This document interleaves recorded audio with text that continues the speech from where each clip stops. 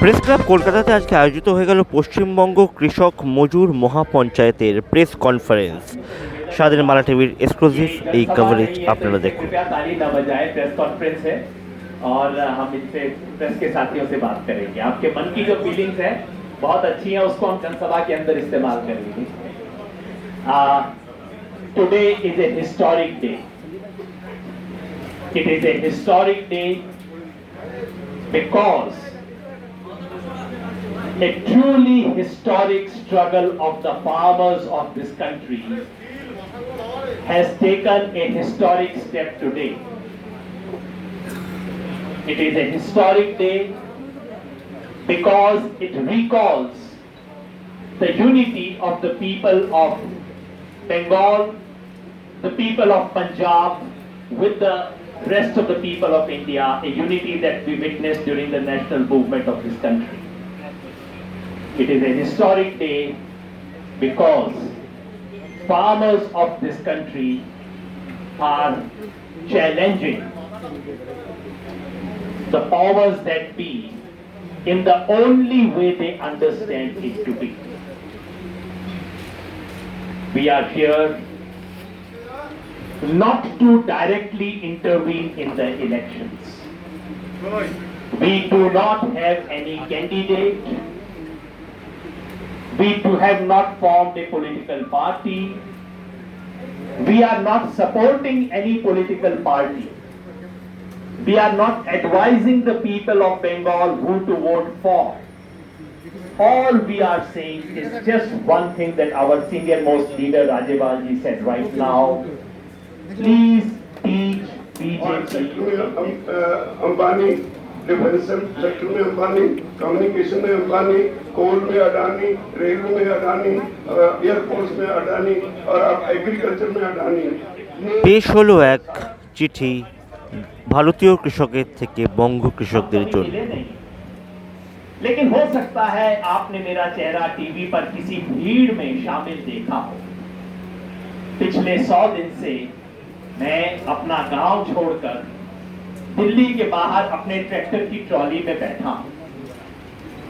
यहां हड्डी कंपा देने वाली सर्दी आई, बारिश पड़ी और अब गर्मी आ रही है, लेकिन मैं सड़क पर मोर्चा लगा के बैठा हूं। मैं अपने लिए कुछ हासिल करने की गरज से नहीं बैठा, मैं किसान की आने वाली पीढ़ी को बचाने के लिए बैठा हूं। मैं किसान के मान सम्मान और किसान के अस्तित्व की रक्षा के लिए यहां बैठा हूं। इस बीच मेरे लगभग 300 किसान साथी शहीद हो गए, कुछ सर्दी से, कुछ बीमारी से, कुछ एक्सीडेंट में, तो कुछ ने दुखी होकर खुद अपनी जान ले ली। आज उन शहीदों की कसम खा के मैं आपको केंद्र की बीजेपी सरकार की कड़वी सच्चाई बताना चाहता हूं। बीजेपी सरकार ने किसानों से बिना मांगे, उनसे बिना पूछे 3 ऐसे किसान विरोधी कानून लाए हैं जो हमारी फसल को ही नहीं, हमारी नस्ल को नष्ट कर देंगे। बीजेपी के नेताओं ने इन कानूनों का विरोध कर रहे किसानों को दलाल, आतंकवादी और देशद्रोही बताकर किसानों का अपमान किया है। बीजेपी के मंत्रियों ने किसानों से बातचीत का नाटक किया, लेकिन खुले मन से उनकी बात सुनी भी नहीं। बीजेपी सरकार के इशारों पर मेरे साथियों पर आंसू गैस चलाई गई, वाटर कैनन बरसाए गए, लाठीचार्ज हुआ और झूठे मुकदमे बनाए गए। किसानों के इस अपमान और दमन का प्रतिकार करने के लिए मुझे आज आपकी मदद चाहिए। বড় এত সর্বব্যাপক এত সর্বগ্রাসী কৃষক আন্দোলন হয় এক নম্বর। 2 নম্বর হচ্ছে 500 সংগঠন এর মধ্যে আছে, উত্তর দক্ষিণ পূর্ব পশ্চিম রাইট রং সব। এই সংগঠনগুলো একটা মোর্চা তৈরি করেছে, এটা কোনো সংগঠন পার্টি না, এটা মোর্চা। সেই জন্যে নানান রকম মত এর মধ্যে আছে। এটা হচ্ছে সাময়িক একটা ইস্যু ভিত্তিক আন্দোলন। ইস্যু হচ্ছে আমরা একমত হয়েছি, আমাদের মত যাই হোক না কেন এই তিনটে কালা কানুন কৃষককে সর্বনাশ করবে, আর এমএসপি কানুন ছাড়া ভারতের কৃষক বাঁচবে না।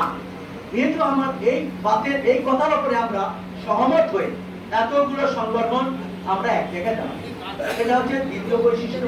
তৃতীয় বৈশিষ্ট্য হচ্ছে কোন একটা আন্দোলন এক সপ্তাহের মধ্যেই দেখবেন বিভেদ সৃষ্টি হয়, আর এর 100 দিন পুরা হয়ে গিয়া 100 দিন পেরিয়ে গেছে, 500 সংগঠনের মধ্যে কোনো মতভেদ নেই, ইস্যুর উপরে কোনো মতভেদ নেই, ইস্যুতে আমরা সব একমত। এটা হচ্ছে ভারতবর্ষের গণতান্ত্রিক আন্দোলনের ইতিহাসে এক নতুন ঘটনা। চতুর্থ হচ্ছে আমাদের দেশকে জাত ধর্ম ভাষা সম্প্রদায়গুলো থেকে মাথার চেষ্টা হচ্ছে আরএসএস, হিন্দু মুসলিম শিখ, আমাকে বলেছিল আমাদের আন্দোলনকে খালিস্তানি, এইভাবে মাথার চেষ্টা হচ্ছে ভাগ করা। কিন্তু এই প্রথম একটা নতুন আইডেন্টিটি, একটা নতুন পরিচয় তৈরি হয়েছে, যে পরিচয় গণতন্ত্রের জন্য প্রয়োজন। সবাই বলছে আমার জাত যাই হোক, ধর্ম যাই হোক, আমি কিষাণ, একটা নতুন গণতান্ত্রিক সেকুলার আইডেন্টিটি চাই। আমরা 7 মাস ধরে এই আন্দোলন করছি, আর দিল্লির চারপাশে 100 দিন পেরিয়ে গেছে, আগামী 26 তারিখে 4 মাস পুরো হবে। এত লোক, লক্ষ লক্ষ লোক রাস্তায় বসে আছে, কিন্তু এমন একটা সরকার, অমানবিক সরকার, 300 মতন মানুষ মরে গেছে, কোনো দয়া নেই। একটা মানুষ মরে গেল আমেরিকায়, আল্লাহ হয়ে গেল একটা মানুষ, যেখানে 300 মানুষ মরে গেল। এই কৃষকরা বলেছে দেখছেন চিঠিতে যে আমরা এসছি, আমরা না জিতে যাব না। কিন্তু মোদী, নরেন্দ্র মোদী প্রতিদিন মিথ্যে কথা বলছে যে এক টেলিফোন দূরে আছে। টেলিফোন কবে আসবে? টেলিফোন কি খারাপ হয়ে গেছে নাকি? জিওর টেলিফোন, আদানির টেলিফোন তো ব্যবহার করে, আদানি ওর প্রিয়তম ব্যক্তি, আদানির টেলিফোন জানি না পাচ্ছে। আজকে এই হচ্ছে স্বাধীন বাংলা টিভিতে আপনারা দেখলেন কলকাতার প্রেস ক্লাব থেকে প্রীতম মুখার্জির রিপোর্ট। সারাদিন বাংলা টিভি, সব সময় সবার সাথে।